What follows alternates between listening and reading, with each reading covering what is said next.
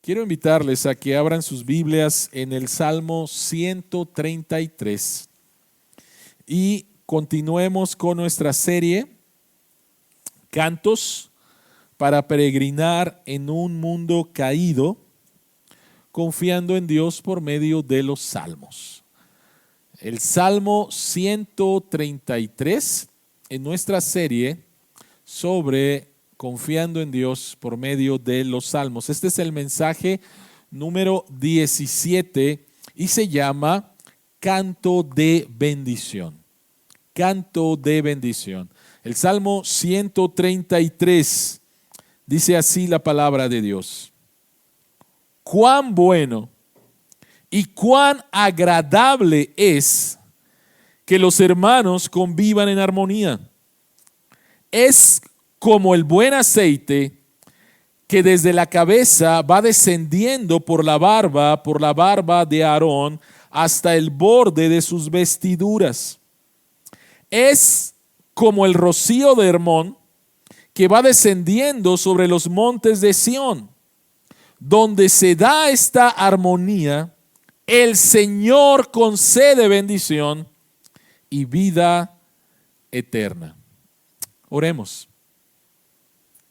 Padre que estás en los cielos, al abrir nuevamente tu palabra, queremos pedirte, abre nuestros ojos para ver las maravillas que hay en tu ley y que tu Espíritu Santo nos guíe a toda verdad.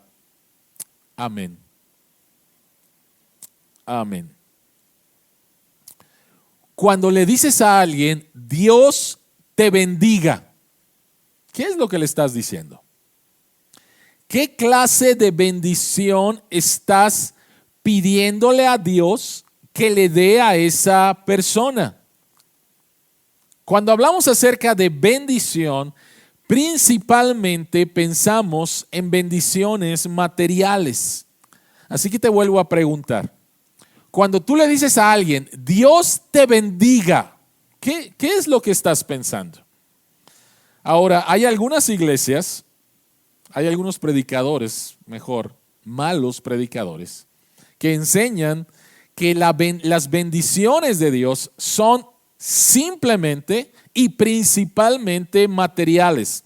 Así es que ellos hablan de que no te tienes que enfermar y de que tienes que tener lo mejor de lo mejor porque tú eres el hijo del rey, etcétera, etcétera. Eso es falso, completamente falso. Y creo que esta pandemia, espero que les haya enseñado a estos falsos predicadores, apóstoles y profetas que están equivocados. Y que la bendición de Dios no es simplemente material. Entonces, ¿cuál es la bendición de Dios? Quisiera ilustrar esto a través de la vida de dos hermanos. Vamos rápidamente a Génesis capítulo 36. Y en Génesis 36 encontramos la descripción de las bendiciones que recibió Esaú. ¿Recuerdan la historia de Esaú y Jacob? Los dos hijos de Isaac y Rebeca. Dios dijo desde el principio que era Jacob quien iba a recibir la bendición de Dios para ser el portador de la promesa del pacto, no Esaú. Mas sin embargo, en Génesis capítulo 36 se nos describe la descendencia de Esaú, todos los hijos que él tuvo, todas sus propiedades, sus casas, su ganado. Y de hecho, él crea un reino, un pueblo, el pueblo de Edom. Si solamente leemos Génesis capítulo 36 en los estándares de ese tiempo, nos daremos cuenta de que Esaú era un hombre inmensamente rico, con muchas bendiciones espirituales. Y la pregunta es, ¿qué recibió Jacob? Jacob, al igual que su abuelo Abraham y al igual que su padre Isaac, habitó en tiendas y estuvo como nómada por toda la tierra de Canaán.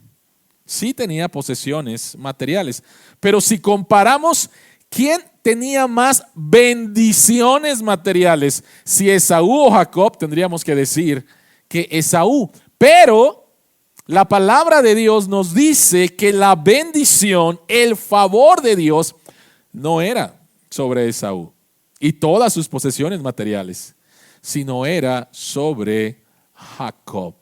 Él era el portador de la bendición, el portador de la promesa, el portador del pacto. Así que la pregunta que tenemos que hacernos es: ¿de qué se trata la bendición de Dios?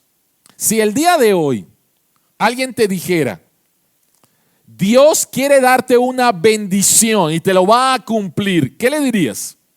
Ya, que se acabe el coronavirus, ¿no? Ya, quiero ir al centro comercial. Ya quiero comprar todo lo que está en oferta el día de hoy.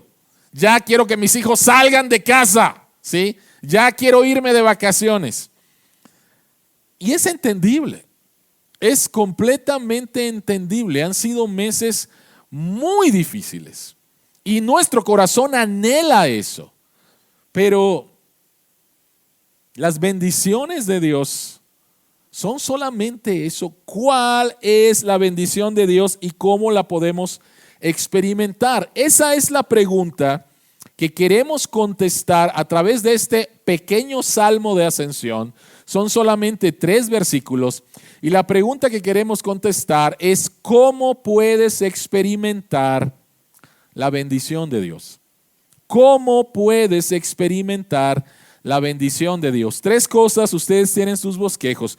Número 1, tenemos que definir bien claro qué es la bendición. En segundo lugar, ¿de quién procede? ¿Quién la otorga? ¿Quién la da? Y número 3, que es muy importante, ¿en dónde recibes esta bendición? ¿Qué es la bendición? ¿Quién otorga la bendición? ¿Y en dónde la recibes? Así que vayamos al punto número 1 y hablemos acerca de cuál es la bendición. Vean por favor el versículo 1 y dice: cuán bueno y cuán agradable es. El salmo empieza y termina con una bendición. Cuán bueno y cuán agradable es. Ahora, la palabra ahí, bueno, es la misma palabra que encontramos en Génesis capítulo 1 en la obra creadora de Dios. Génesis 1 nos dice que Dios creó la luz, que Dios creó el agua, que Dios creó la tierra, que Dios creó los árboles, que Dios creó los animales. Y después de cada acto de creación dice: y vio Dios todo y vio que era bueno. Y después crea al hombre. Y después de que crea al hombre, dice que Dios ve y dice que era muy bueno. Bueno, esa palabra es la misma del Salmo 133 y es la manera en la cual Dios dice: esto es increíble, esto es bello, esto es placentero. Y aquí tenemos a nuestros primeros padres en un paraíso. Pero lo que lo hacía paraíso no era simplemente la belleza, la inteligencia, la sabiduría de todo lo material. La clave está en esto, y por favor, esto es lo importante. La clave es que ellos vivían en este paraíso ante la presencia de Dios. Esto es muy importante. Y entonces esto nos lleva a empezar a definir qué es la bendición. Por favor, ve el versículo 3. El versículo 3 dice: el Señor concede bendición y vida eterna. Entonces, la bendición tiene que ver con la vida eterna. Y esto nos lleva entonces a Apocalipsis capítulo 4 y 5, donde encontramos al pueblo de Dios ante la presencia de Dios. Y no dicen: oye, ¿y cómo tú la pasaste en el coronavirus? Y no dicen: oye, ¿y se cumplieron todas tus metas mientras vivías en la tierra? Y no dicen: oye, déjame mostrarte, qué lástima que no haya celulares aquí en el cielo, pero mira, en el Facebook yo tenía tantos likes. No, o sea, no era eso, no es eso. Ellos están con gozo, con felicidad, plenos, porque están ante la presencia de Dios y el Cordero. Y después esto nos lleva entonces a Apocalipsis capítulo 21, donde encontramos los cielos nuevos, la tierra nueva, la consumación, donde no hay dolor, donde no hay pecado, donde no hay muerte.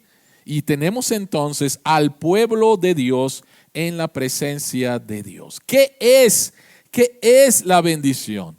La bendición es el pueblo de Dios viviendo en la presencia de Dios. Ahora, esto suena así muy... quiero algo más tangible. O sea, el pueblo de Dios en la presencia de Dios, pues suena muy bonito. Pero ¿a qué se parece esto? Y el Salmo, recuerden que el Salmo es poesía. Vean por favor el versículo 2. Y el versículo 2 nos va a dar dos imágenes de cómo luce la bendición de Dios, que es el pueblo de Dios viviendo en la presencia de Dios. Vean por favor estas dos imágenes. Ve cómo dice el Salmo, es como. Y nos da una imagen teológica o una ilustración teológica. Y después dice, es como. Y nos da una ilustración geográfica. Para que no nos quedemos simplemente acá con el pueblo de Dios, delante de la presencia de Dios, pero ¿cómo se ve eso? ¿Cómo luce eso? Bueno, vayamos al punto número 1. En esta imagen teológica dice, es como el buen aceite que desde la cabeza va descendiendo sobre la barba de Aarón. Entonces, esta imagen teológica acerca del aceite. En las Escrituras, el aceite es un símbolo del Espíritu Santo, de la presencia de Dios. Pero también el aceite se utilizaba para curar heridas. El aceite era algo que te relajaba, el aceite era algo fragante. Entonces, ¿cómo es que el pueblo de Dios en la presencia de Dios experimenta esta bendición? Bueno, esta imagen nos dice entonces que al vivir en la presencia de Dios, tú vas a experimentar sanidad, tú vas a experimentar paz, tú vas a experimentar un estado fragante, un estado relajante. Tú vas a experimentar esto. Cuando estamos en la presencia de Dios, hay paz, hay calma y la ansiedad se va. Esta es la primera imagen. Pero la segunda imagen es una imagen geográfica. El texto dice, es como el rocío de Hermón que va descendiendo sobre los montes de Sión. ¿Qué es eso? ¿Sí? ¿Qué es este rocío de Hermón? Que es una marca de un, ¿cómo se llaman estos? De perfumes, qué sé yo. No tiene nada que ver, ¿sí? Bueno, el monte Hermón es la montaña más alta en Palestina. Y en el pico de esta montaña regularmente hay nieve. Jerusalén está edificada sobre el monte Sión. Entonces está el monte Hermón y está el monte de Sión. Y Jerusalén tiene un clima seco. Entonces el salmista está diciendo de manera poética que el vivir delante de la presencia de Dios es como recibir el viento fresco cuando llega el tiempo de la primavera y del verano y que la nieve en el pico del monte Hermón se va deshaciendo. Entonces la frescura y el agua que cae de ahí produce vida. Hay frescura. Y el salmista está diciendo, la bendición de estar en la presencia de Dios es como recibir frescura a tu vida. Es recibir, de hecho, nueva vida. Yo soy de la ciudad de Acapulco y ustedes saben que en Acapulco hace calor. Cuando se iba la luz, era la muerte. No había ventiladores, era la muerte en Acapulco, ¿sí? Pero cuando era chico, si conoces Acapulco, y creo que todavía está, en el mero centro hay una tienda de Sanborns y al lado de la tienda de Sanborns hay una tienda que se llama Woolworth. Y esa tienda, yo tengo recuerdos, y todavía lo puedo sentir casi, de que en un tiempo de calor, uno abría la puerta de esta tienda y lo primero que recibía era el aire acondicionado. Y era algo fantástico, ¿sí? Simplemente me gustaba ir a esa tienda porque lo primero era recibir aire acondicionado en medio de un calor espantoso. El salmista está diciendo que el experimentar la bendición de Dios en su presencia es algo que va a refrescar tu vida. Es algo que te va a dar nueva vida. Es algo que te va a sanar. Es algo que es relajante. Así es como luce. Así es como se experimenta la bendición de Dios. Haya pandemia o no haya pandemia. Tengas dinero o no tengas dinero. Estés sano o estés enfermo. Así experimentas la bendición de Dios. Esto es lo que nos dice el salmista.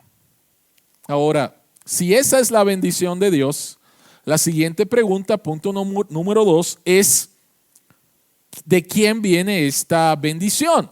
Y la respuesta es obvia. O sea, no te voy a decir que no viene de Dios. Obvio que viene de parte de Dios, pero no es tan simple. Ya definimos lo que es la bendición de Dios. Esta bendición viene de Dios, obviamente, pero no es tan simple. Y no es tan simple por lo siguiente. Porque a mucha gente se le ha enseñado y tienes un instinto nato en que tú te puedes ganar la bendición de Dios. Hay mucha gente que cree que si da dinero, Dios le va a dar más. Hay mucha gente que cree que si hace ciertas cosas, se porta bien, Dios entonces lo va a bendecir. Entonces la bendición de Dios está condicionada a tu buen trabajo, a tu buen desempeño. Sí desciende de Dios, pero depende de mí. Y muchas veces hay gente que está en estos momentos enojada con Dios porque creen que se han portado bien, que han llevado una buena vida y Dios ha sido tacaño con ellos. Es una grande error pensar que la bendición de Dios depende de tu desempeño. No es así. El Salmo 133 nos enseña que no. Entonces, vayamos al punto número 1, que dice que esta bendición, obvio, viene de parte de Dios, es concedida por Dios. Ve por favor el Salmo 133, el versículo 3 al final, bien claro. El Señor concede esta bendición. Y déjame decirte algo, Dios no es tacaño. De ninguna manera Dios es tacaño. En las dos imágenes, la imagen teológica y la imagen geográfica, dice que el aceite llega hasta ¿dónde? No se queda en la cabeza y no se queda en la barba. Dice que va descendiendo hasta el borde de la vestidura sacerdotal. Y después el monte Hermón, el monte Sión, y llega la frescura hasta el monte Sión. En otras palabras, la bendición de Dios es abundante, es extravagante. Dios de ninguna manera es tacaño. Ahora, tenemos que entender algo que es bien importante. Así como debes de saber que no depende de ti, tienes que saber que la única manera en la cual tú puedas recibir esta bendición es por causa de Cristo. La bendición de Dios desciende a través de Cristo. ¿Dónde vemos a Cristo? En estos 3 versículos, bueno, ve el versículo 2, Y nuevamente encontramos aquí la figura de Aarón. Es como el buen aceite que desde la cabeza va descendiendo por la barba de Aarón. Ahora, ¿quién es este Aarón? ¿Y por qué le ponen aceite? ¿Sí? ¿Quién es Aarón y por qué le ponen aceite? Bueno, Aarón era el hermano de Moisés. Y debes de recordar que Aarón fue el primer sumo sacerdote. Y lo que aquí se describe de manera poética apunta a Éxodo capítulo 29, donde encontramos el pasaje del ungimiento de Aarón y sus hijos. El ungimiento de Aarón como el sumo sacerdote. Entonces, a Aarón lo ungían y después Aarón empezaba a ministrar. ¿Cuál es el trabajo de un sacerdote? El trabajo de un sacerdote es ser el intermediario entre Dios y su pueblo. En Éxodo capítulo 29 encontramos que Aarón lo ungen y después Aarón pone sus manos sobre un carnero y este carnero es degollado, hay derramamiento de sangre, Aarón lleva esta sangre ante el altar y la pregunta es ¿por qué?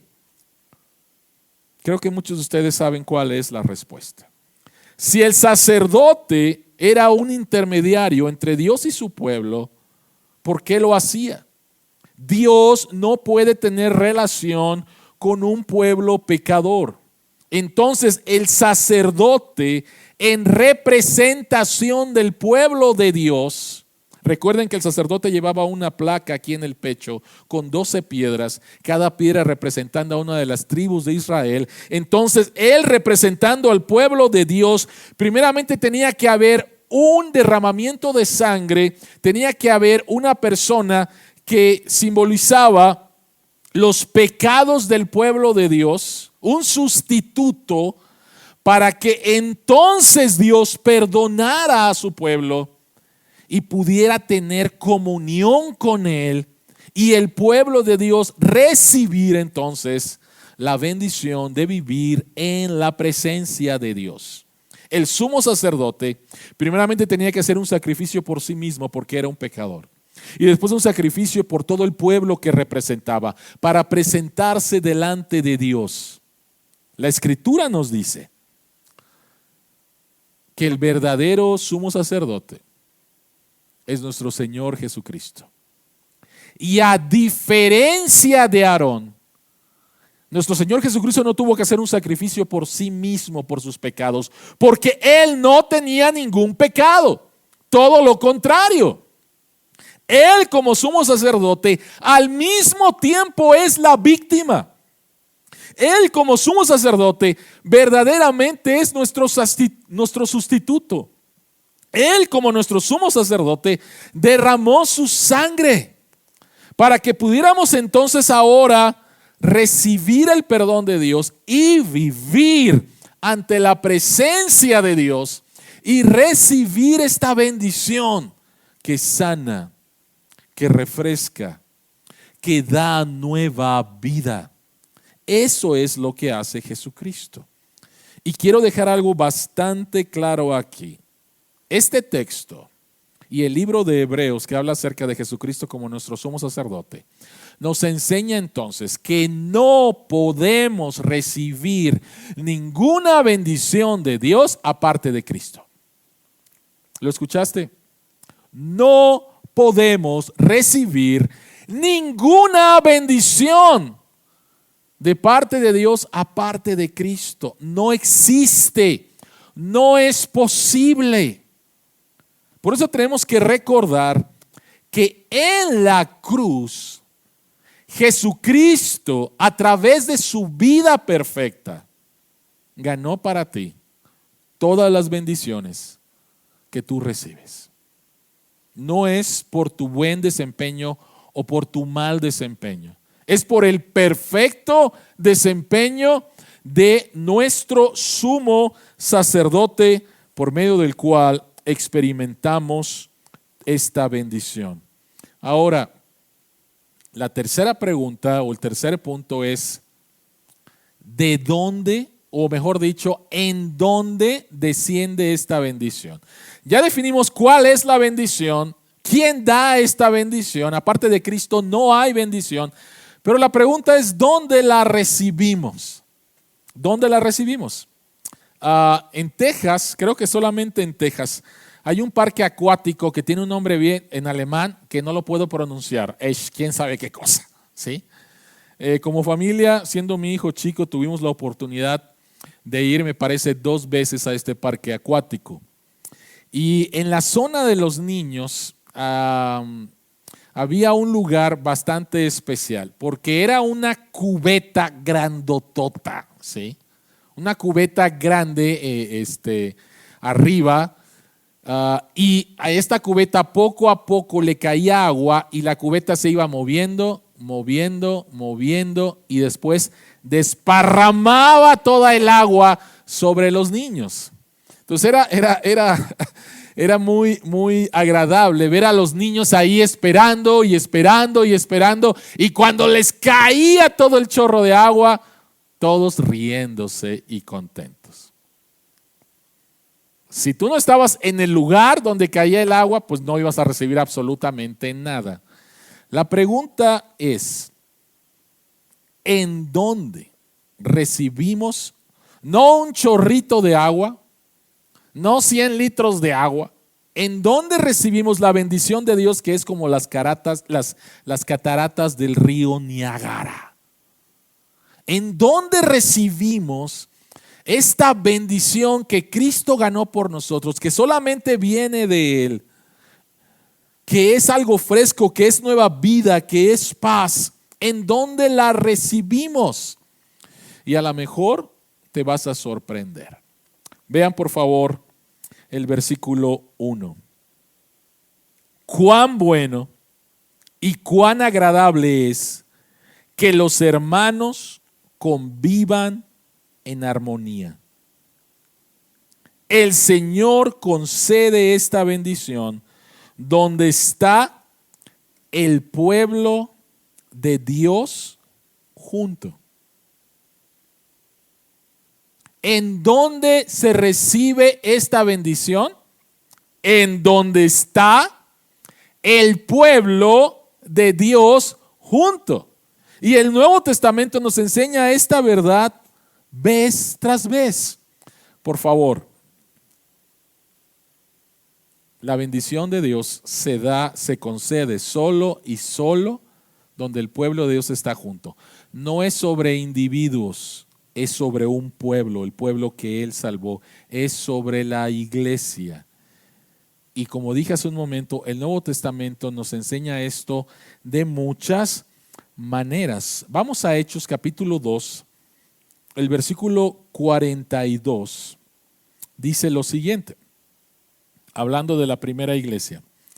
Dice que se mantenían firmes en la enseñanza de los apóstoles, en la comunión, en el partimiento del pan y en la oración. Este texto dice que la primera iglesia hacía principalmente 4 cosas. La primera de ellas tenía que ver la enseñanza de la palabra de Dios impartida por los apóstoles. Lo segundo tenía que ver con la comunión. La iglesia estaba junta. En tercer lugar tenía que ver con los sacramentos, el partimiento del pan, y lo cuarto tenía que ver con la oración. Y quiero hacer especialmente énfasis en el compañerismo, en la comunión. El pueblo de Jerusalén fue impactado no al ver vidas individuales transformadas. El pueblo de Israel fue impactado, tenían una muy grata opinión por la iglesia, por las vidas transformadas, por el compañerismo, por la comunidad, por cómo ellos vivían ante la presencia de Dios. Por eso es que la Escritura dice que esta bendición viene solo y solo cuando el pueblo de Dios está junto. Otro pasaje, Hebreos capítulo 10, el versículos 24 y 25. Dice: preocupémonos los unos por los otros, a fin de estimularnos al amor y a las buenas obras. No dejemos de congregarnos, como acostumbran a hacerlo algunos, sino animémonos unos a otros y con mayor razón ahora que vemos que aquel día se acerca. Noten por favor que dice 2 veces unos a otros y qué acciones. Preocuparnos, estimularnos al amor y a las buenas obras, no dejando de congregarnos, animándonos. Pero especialmente el autor dice que no nos debemos dejar de congregarnos. ¿Por qué? Porque ahí está la bendición. Ahí es donde Dios derrama la bendición. Cuando el pueblo de Dios está junto. Ahora, no estamos juntos de manera presencial. No estamos juntos de manera presencial. Estamos juntos a través de los medios electrónicos, pero no estamos juntos de manera presencial. Y escuché a alguien decir esto: cuando se termine la pandemia, a mí me gustaría que sigamos así. Me levanto el domingo tranquilo, puedo estar desayunando mientras estoy viendo el culto, puedo estar... No, yo dije, no, estás pensando mal. No sé cuándo se vaya a terminar esto, pero yo espero que anheles el volver a estar juntos, porque ahí es donde Dios derrama su bendición. Sí, Dios nos está bendiciendo ahorita. Estamos adorando a Dios, estamos escuchando su palabra, pero no estamos juntos. No sé para qué Dios nos está preparando, pero posiblemente me quiero arriesgar a esto, que Dios nos ha permitido pasar este tiempo para que una de las cosas que anhelemos es la iglesia, es estar juntos como iglesia, porque ahí es donde Dios derrama su bendición. Ahora, hay algo también en otro pasaje que está en Primera de Pedro, capítulo 2, el versículo 9. Y Pedro dice que somos real sacerdocio. ¿Qué significa esto? Que somos llamados en la iglesia a ministrarnos los unos a los otros. La bendición de Dios desciende a través de Cristo, a través de su cuerpo, la iglesia, para que la iglesia ministre esta bendición los unos a los otros. Dietrich Bonhoeffer fue un pastor alemán en tiempos de la Alemania nazi. De hecho, fue mártir, fue asesinado por sus creencias. Pero durante ese tiempo de persecución, él escribió varios libros, pero uno de los libros que escribió se llama Life Together. Y en este libro él habla acerca de la importancia de ministrarnos los unos a los otros. Y en un párrafo de este libro él escribió lo siguiente: el cristiano necesita otro cristiano que le hable la palabra de Dios. Lo necesita una y otra vez cuando se vuelve inseguro y desanimado, ya que por sí solo no puede evitar estos problemas. Necesita a su hermano como portador y proclamador de la palabra divina de salvación. Necesita a su hermano a través de Cristo. El Cristo en su propio corazón es más débil que el Cristo en la palabra de su hermano. Su propio corazón es incierto, el de su hermano está seguro. ¿Qué es lo que está diciendo? Lo que está diciendo es que nos necesitamos unos a otros. Que cuando yo me encuentro desanimado, qué bueno es poder escuchar a alguien que me anime, que me escuche, que me sostenga, que me confronte. Lo necesito. Un cristiano aislado es una contradicción en sí misma. Alguien que piense que no necesita la iglesia te estás mintiendo a ti mismo. Un cristiano sin iglesia es una contradicción en sí misma. Nos necesitamos. Ahí es donde Dios envía la bendición. Ahora, ¿por qué esto es tan difícil? ¿Por qué esto es tan difícil? Muchas veces evitamos la comunidad. ¿Por qué? Pues porque es difícil vivir en comunidad, porque soy un hombre pecador. Simplemente piensa en esto, piensa en la comunidad más cercana que tienes. Y la comunidad más cercana que tienes para los casados es tu matrimonio y para los hijos es la familia. Y déjame decirte que ninguno de ustedes vive todavía en el cielo. Esposos tienen problemas, padres e hijos tienen problemas, ¿sí? Vivir en comunidad es difícil. Entonces, ¿de dónde sacamos la fuerza para poder vivir en una comunidad donde no todos piensan como yo? ¿De dónde podemos sacar esa fuerza? Bueno, el Salmo 133 nos da la respuesta en el contexto en el cual fue escrito. Hay una notita que dice Salmo de los peregrinos. Recordemos, este es un salmo de ascensión que utilizaban los peregrinos que venían de diferentes partes de Palestina y alrededor del mundo y venían a las fiestas a Jerusalén.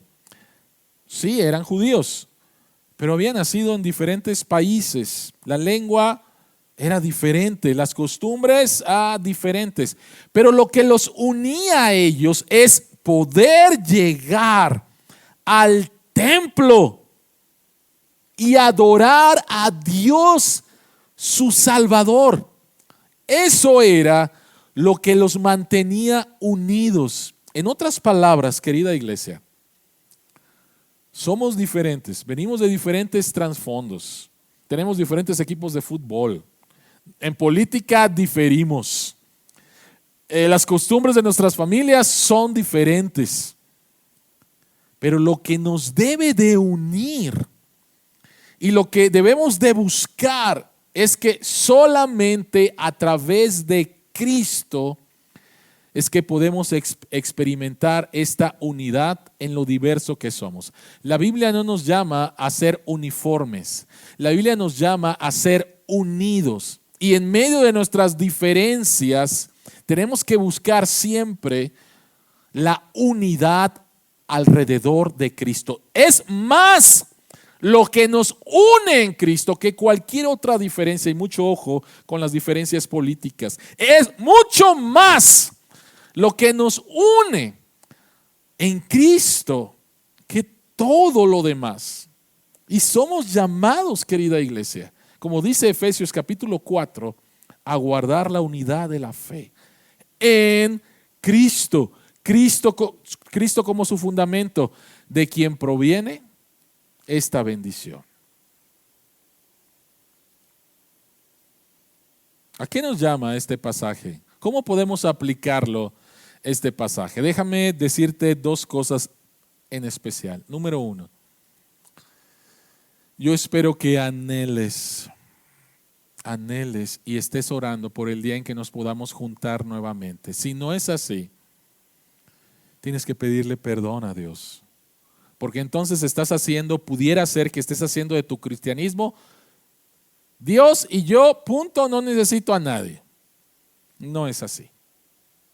Número uno, ora, pídele a Dios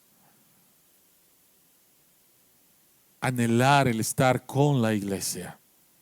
Número dos, me gustaría que si todavía no lo estás haciendo, pudieras unirte en esta semana a uno de los grupos que tenemos a través del Zoom y estar con la iglesia en un estudio bíblico, reflexionando sobre este pasaje, orando.